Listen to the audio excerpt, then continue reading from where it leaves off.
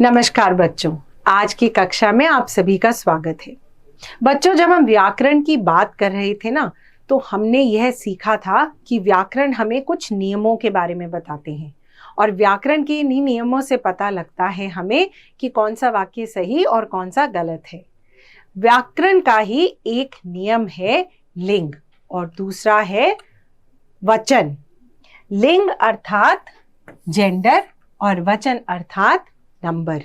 आइए इन दोनों के बारे में इस पाठ में पढ़ते हैं। दी गई चित्रों को ध्यान से देखिए। बहन अपने भाई को राखी बांधती है। विनय माता पिता को प्रणाम करता है। बच्चों, इन वाक्यों में बहन और माता क्या है? स्त्री जाति वाले शब्द। और भाई और पिता क्या है? पुरुष जाति वाले शब्द। तो बच्चों, स्त्री या पुरुष जाति का बोध कराने वाले शब्दों को लिंग अर्थात जेंडर कहते हैं। तो कौन से दो तरह के लिंग हुए? एक हुए पुल्लिंग शब्द, जैसे कि धोबी, कुत्ता, लड़का, भाई, अध्यापक आदि, और स्त्रीलिंग शब्द जैसे धोबिन, लड़की, कुतिया, बकरी, बहन, अध्यापिका आदि। आइए अब इनके बारे में और समझने के लिए आपके पाठ में से एक तालिका पढ़ते हैं। पुल्लिंग, स्त्रीलिंग।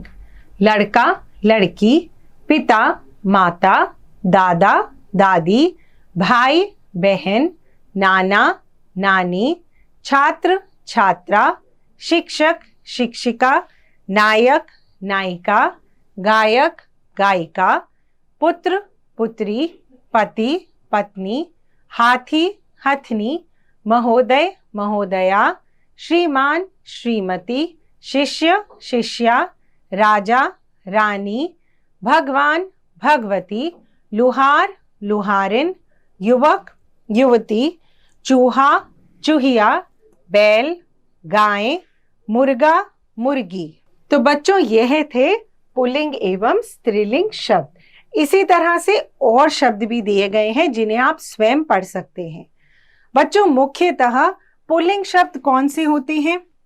पुल्लिंग शब्द होते हैं दिन, महीनों, पर्वतों, ग्रहों, रत्नों और फूलों के नाम प्रायः पुल्लिंग शब्द होते हैं, और नदियों, भाषाओं, तिथियों तथा लिपियों के नाम स्त्रीलिंग होते हैं। अब कुछ शब्द सदैव स्त्रीलिंग और कुछ शब्द सदैव पुल्लिंग होते हैं। यह कौन से हैं? इनकी तालिका भी आपकी पुस्तक में दी गई है। और कुछ शब्दों के लिए दोनों लिंगों का रूप समान होता है। इन्हें अंग्रेजी में न्यूटर जेंडर कहते हैं, जैसे मंत्री, प्रधानमंत्री, जिलाधिकारी, प्रोफेसर आदि। तो बच्चों, यह थे लिंग, जेंडर। आइए अब समझते हैं वचन अर्थात नंबर। इस चित्र में एक लड़की पढ़ रही है। इस चित्र में दो लड़कियां पढ़ रही हैं। इस चित्र में एक पुस्तक मेज पर रखी है और इस चित्र में 3 पुस्तकें मेज पर रखी हैं। तो बच्चों, यहाँ क्या हो रहा है? एक और एक से अधिक। एक को बोलेंगे हम एक वचन और एक से अधिक को बोलेंगे हम बहुवचन। तो वचन के कितने प्रकार हुए? एक वचन और बहुवचन। जैसे लड़का, लड़के, तितली, तितलियां, मछली, मछलियां, तोता, तोते। एक वचन, बहुवचन। लड़का, लड़के, रुपया, रुपए, गमला, गमले, पैसा, पैसे, पुस्तक, पुस्तकें, बहन, बहनें, चादर, चादरें, वस्तु, वस्तुएं, वधु, वधुएं, कुर्सी, कुर्सियां, कहानी, कहानियां, नदी, नदियां, चींटी, चींटियां, मिठाई, मिठाइयां, चूहिया, चूहियां, चूहा, चूहे, पत्ता, पत्ते, अंडा, अंडे, पंखा, पंखे, कलम, कलमें, रात, रातें, आँख, आंखें, कथा, कथाएं, माला, मालाएं, सब्जी, सब्जियां, तितली, तितलियां,